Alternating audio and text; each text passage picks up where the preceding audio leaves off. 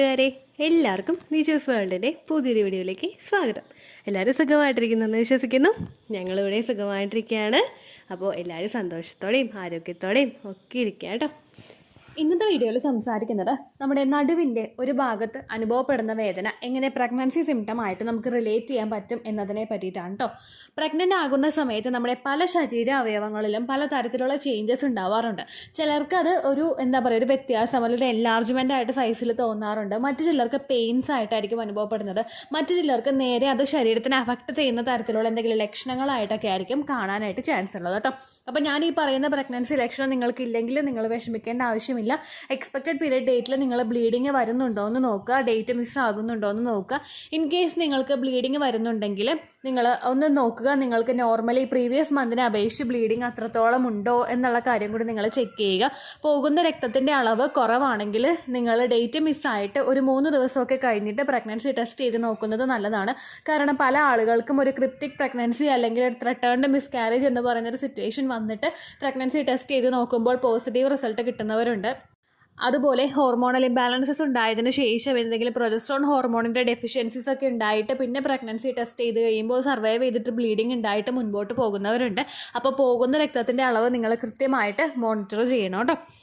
ഇത് ഈ ഒരു ലക്ഷണമല്ലാതെ ഒരുപാട് പ്രഗ്നൻസി ലക്ഷണങ്ങളെ പറ്റിയിട്ട് വീഡിയോസ് നമ്മുടെ ചാനലിലുണ്ട്.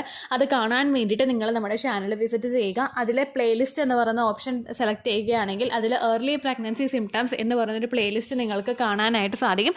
അത് നോക്കുക കേട്ടോ. പല ആളുകൾക്കും പലതരത്തിലുള്ള പ്രഗ്നൻസി സിംറ്റംസ് ഉണ്ടാവാറുണ്ട്. ഇതുപോലുള്ള പ്രഗ്നൻസി സിംറ്റംസിനെ പറ്റിയിട്ട് വീഡിയോസ് ചെയ്യുന്നത് നിങ്ങൾക്കൊരു അവയർനെസ്സിന് വേണ്ടിയിട്ടാണ്. അതായത് നിങ്ങൾ പീരിയഡ്സ് ആകും എന്ന് ഉദ്ദേശിക്കുന്ന പല ലക്ഷണങ്ങളും പ്രഗ്നൻസിയുടെ സമയത്ത് നിങ്ങൾക്ക് ഉണ്ടാവാനായിട്ട് ചാൻസ് ഉണ്ട്. അപ്പോൾ പീരിയഡ്സിൽ ഉണ്ടാകുന്ന ലക്ഷണങ്ങൾ കണ്ടതിന് ശേഷം പ്രഗ്നൻസി അല്ല പീരിയഡ്സ് ആണെന്ന് വിചാരിച്ചിട്ട് ഡേറ്റ് മിസ്സായി പോയി കഴിഞ്ഞാൽ അതിനെ പീരിയഡ്സിനെ ഇൻഡ്യൂസ് ചെയ്യാൻ വേണ്ടിയിട്ട് പലരും പലതരത്തിലുള്ള വഴികൾ സെലക്ട് ചെയ്യാറുണ്ട്. അങ്ങനെയുള്ള ഒരു കാര്യങ്ങളും നിങ്ങൾ ചെയ്യാതിരിക്കുക. ഡേറ്റ് മിസ്സായിട്ട് നിങ്ങൾ പ്രഗ്നൻസി ടെസ്റ്റ് ചെയ്ത് നോക്കുക കേട്ടോ.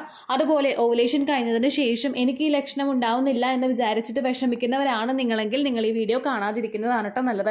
ഓവുലേഷൻ കഴിഞ്ഞിട്ട് കൂടുതൽ ടെൻഷൻ ആവുന്നത് നിങ്ങളുടെ പ്രഗ്നൻസി പിടിച്ചു കിട്ടുന്നതിനെ സാരമായിട്ട് ബാധിക്കും കേട്ടോ. അപ്പോൾ ഈ വിഷയം എന്താണെന്ന് നമുക്ക് നോക്കാം. വീഡിയോ നമുക്ക് സ്റ്റാർട്ട് ചെയ്യാം.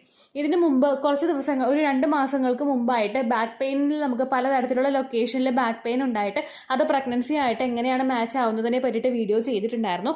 അപ്പോൾ ഈ ഒരു പ്രഗ്നൻസി ലക്ഷണം നമുക്ക് ഉണ്ടാകുന്നത് നമ്മുടെ ബ്രസ്റ്റിന് നേരെ പുറകിലുള്ള പോർഷനിലാണ്. ഈ പ്രഗ്നൻസി ലക്ഷണം നമുക്ക് ഉണ്ടാവാനായിട്ടുള്ള റീസൺ എന്ന് പറയുന്നത് പ്രഗ്നൻ്റ് ആകുന്ന സമയത്ത് കുഞ്ഞിനെ ഫീഡ് ചെയ്യാൻ വേണ്ടിയിട്ട് ബ്രസ്റ്റ് കൂടി പ്രിപ്പയർ ആകാനായിട്ട് തുടങ്ങും.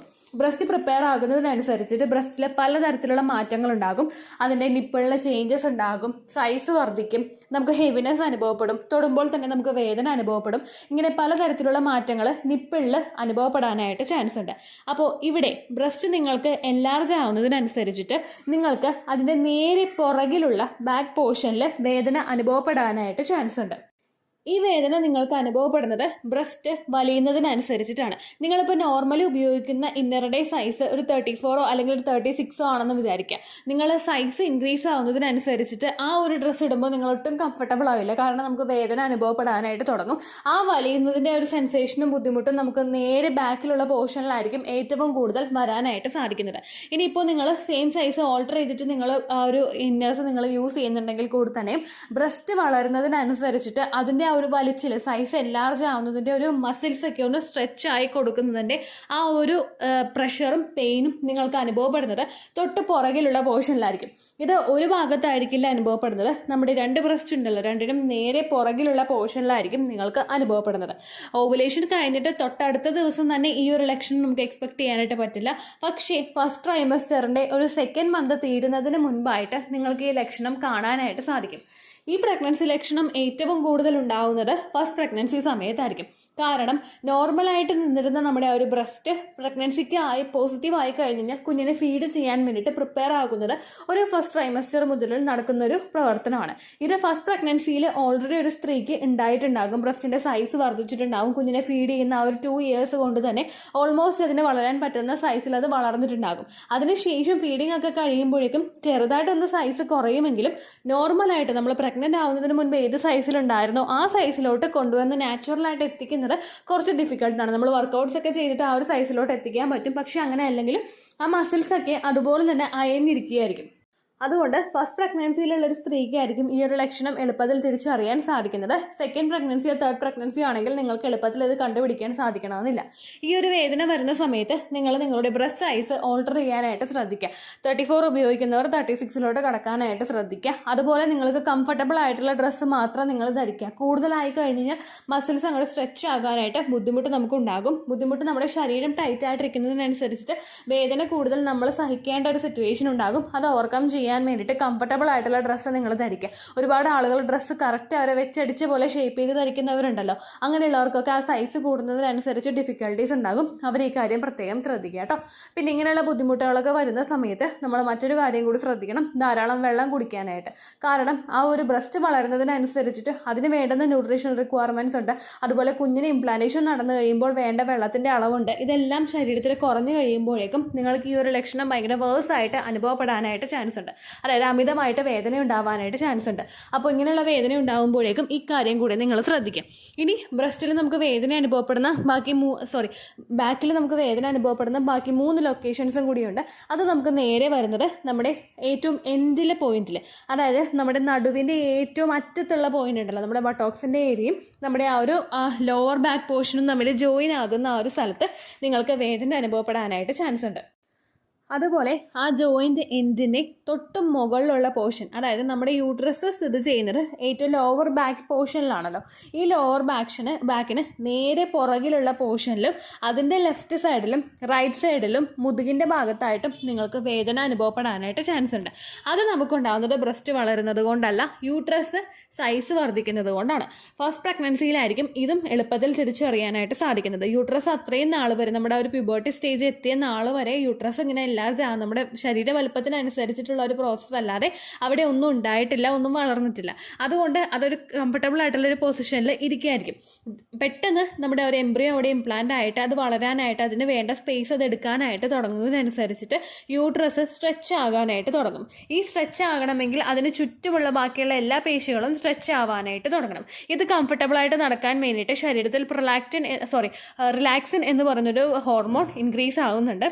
ഓൾറെഡി ശരീരത്തിലുള്ള ഹോർമോണാണ് റിലാക്സിൻ. പക്ഷേ ഇതിൻ്റെ അളവ് നമുക്ക് കണ്ടുപിടിക്കാൻ പാകത്തിനേക്കാളും കുറച്ച് ഭയങ്കര ലോ ആയിരിക്കും. പക്ഷേ ഇത് പ്രഗ്നൻസി പോസിറ്റീവ് ആയി കഴിഞ്ഞാൽ റിലാക്സിൻ്റെ ആ ഒരു കൗണ്ട് ശരീരത്തിൽ വളരെയധികം കൂടാനായിട്ട് ചാൻസ് ഉണ്ട്. ഇത് മസിൽസൊക്കെ എക്സ്പാൻഡ് ആവാൻ വേണ്ടിയിട്ടുള്ളൊരു സപ്പോർട്ട് കൊടുക്കുന്നൊരു ഹോർമോണാണ്. അതുകൊണ്ട് നിങ്ങളുടെ നേരെ യൂട്രസിന് തൊട്ട് പുറകിലുള്ള പോർഷനിൽ കുത്തുന്നത് പോലുള്ള വേദന നിങ്ങൾക്കുണ്ടാകും. ഒരുപാട് നേരം നിൽക്കുമ്പോൾ നമുക്ക് പറ്റാത്തൊരവസ്ഥ, കുറേ നേരം ഇരിക്കണമെന്ന് നമുക്ക് തോന്നുന്നൊരവസ്ഥ നമുക്ക് ഉണ്ടാവാനായിട്ട് ചാൻസ് ഉണ്ട് കേട്ടോ. ശരിക്കും എല്ലാ സ്ത്രീകളുടെയും കൂടപ്പറപ്പാണ് നടുവേദന എന്ന് പറയുന്നത്. നമുക്ക് ഏജ് കൂടുന്നതിനനുസരിച്ച് നമ്മൾ ചെയ്യുന്ന ജോലികൾ, ഒരുപാട് നേരം നിന്നിട്ട് ജോലി ചെയ്യുന്നവരാണല്ലോ വീട്ടമ്മമാർ. അതുകൊണ്ട് അങ്ങനെയുള്ളവർക്കൊക്കെ ഇത് കൂടുതലായിട്ടുണ്ടാവും. പിന്നെ അവർ ശരീരത്തിൽ എല്ലിനൊക്കെ വേണ്ടുന്ന ബലം ഉണ്ടാവുന്നത് കുറയുന്നതിൻ്റെ ഭാഗമായിട്ടും ഇങ്ങനെ ഉണ്ടാവാനായിട്ട് ചാൻസ് ഉണ്ട്. കണ്ടിന്യൂസ് ആയിട്ട് നിങ്ങൾക്ക് ബാക്ക് പെയിൻ അനുഭവപ്പെടുന്നുണ്ടെങ്കിൽ പ്രഗ്നൻസി നിങ്ങൾ ടെസ്റ്റ് ചെയ്ത് മസ്റ്റായിട്ട് നോക്കണം.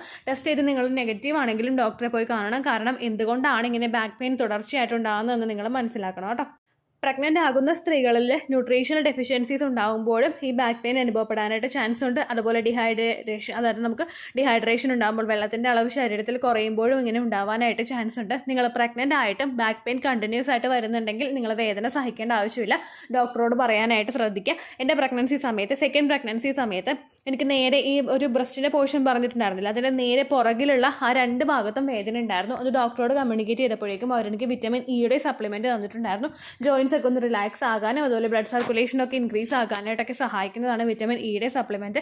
ഏകദേശം ഒരു സെക്കൻഡ് ട്രൈമസ്റ്റർ വരെ ഫുള്ളായിട്ട് ഞാൻ ആ മെഡിസിൻ എടുത്തിട്ടുണ്ടായിരുന്നു. എനിക്ക് വേദന ഉണ്ടാകുന്നതിൻ്റെ അളവും കുറഞ്ഞിട്ടുണ്ടായിരുന്നു കേട്ടോ. പിന്നെ സെക്കൻഡ് ട്രൈമസ്റ്ററൊക്കെ ആകുമ്പോഴേക്കും ഓൾറെഡി നമുക്ക് നേരത്തെ ഉണ്ടായതിനേക്കാളും കൂടുതൽ വേദന ഉണ്ടാവാനായിട്ട് ചാൻസ് ഉണ്ട്.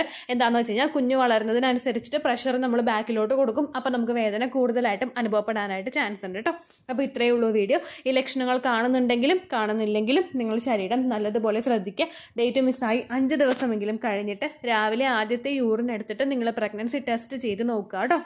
ഒന്നുകിൽ രാവിലെ ആദ്യത്തെ യൂറിൻ എടുക്കുക, അല്ലെങ്കിൽ 4 മണിക്കൂറോ 5 മണിക്കൂറോ നിങ്ങൾ യൂറിനേറ്റ് ചെയ്യുന്നില്ല, അല്ലെങ്കിൽ ഒരുപാട് വെള്ളം നിങ്ങൾ കുടിച്ചിട്ടില്ല എന്ന് ഉറപ്പ് വരുത്തിയതിന് ശേഷമുള്ള യൂറിൻ നിങ്ങൾ എടുക്കാനായിട്ട് ശ്രദ്ധിക്കുക.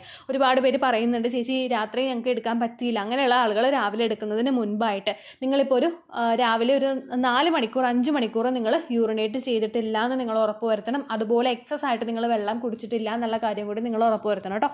ഈ സമ്മർ സീസണിൽ നമുക്ക് വെള്ളം കുടിക്കാതിരിക്കാനായിട്ട് പറ്റില്ല. അതുകൊണ്ട് രാവിലെ ടെസ്റ്റ് ചെയ്യേണ്ട കാര്യം കുറച്ച് ഡിഫിക്കൽട്ട് ആയിരിക്കും. പക്ഷേ നിങ്ങൾക്ക് പറ്റുമെങ്കിൽ നിങ്ങളത് ചെയ്ത് നോക്കുക കേട്ടോ. അപ്പോൾ ഇത്രയേ ഉള്ളൂ വീഡിയോ. യൂസ്ഫുൾ ആയി കാണുമെന്ന് വിശ്വസിക്കുന്നു. യൂസ്ഫുൾ ആകുന്നുണ്ടെങ്കിൽ ലൈക്ക് ചെയ്യുക, ഫ്രണ്ട്സിനൊക്കെ ഷെയർ ചെയ്ത് കൊടുക്കുക കേട്ടോ. എന്തെങ്കിലും സംശയം ഉണ്ടെങ്കിൽ കമൻസിൽ ചോദിക്കുക. പണ്ടത്തെ വീഡിയോയ്ക്ക് കമൻസ് ഇടുന്നവർക്ക് റിപ്ലൈ ലഭിക്കുന്നില്ലെങ്കിൽ ദയവായി ലേറ്റസ്റ്റ് ആയിട്ട് ഞാൻ ഏത് വീഡിയോ ആണ് അപ്ലോഡ് ചെയ്യുന്നത് അതിന് താഴെ കമൻറ്റ് ഒന്ന് കോപ്പി പേസ്റ്റ് ചെയ്യാനായിട്ട് ശ്രദ്ധിക്കുക കേട്ടോ. അതുപോലെ ഓവുലേഷൻ ഡേറ്റ് കാൽക്കുലേറ്റ് ചെയ്ത് തരാനായിട്ട് റിക്വസ്റ്റ് ചെയ്യുന്ന ആളുകൾ എത്രയാണോ സൈക്കിൾ ലെങ്ത് അത് മെൻഷൻ ചെയ്യാനായിട്ട് ശ്രദ്ധിക്കാം. സൈക്കിൾ ലെങ്ത് എന്നതുകൊണ്ട് ഉദ്ദേശിച്ചത് ഓരോ മാസവും എത്ര ദിവസം കൂടുമ്പോഴാണോ ബ്ലീഡിങ് വരുന്നത് അതാണ് കേട്ടോ സൈക്കിൾ ലെങ്ത്. അതായത് കഴിഞ്ഞ മാസം നിങ്ങൾക്കൊരു 2-ാം തീയതിയാണ് ബ്ലീഡിങ് വന്നതെങ്കിൽ ഈ മാസം ഒരു 6-ാം തീയതിയാണ് ബ്ലീഡിങ് വന്നതെങ്കിൽ 2-ാം തീയതി മുതൽ 6-ാം തീയതി വരെ എത്ര ദിവസമുണ്ടോ അത് എണ്ണി പറയുന്നതാണ് കേട്ടോ സൈക്കിൾ ലെങ്ത്. അപ്പോൾ അടുത്തൊരു യൂസ്ഫുൾ വീഡിയോ ആയിട്ട് നമുക്ക് വീണ്ടും കാണാം. ബൈ.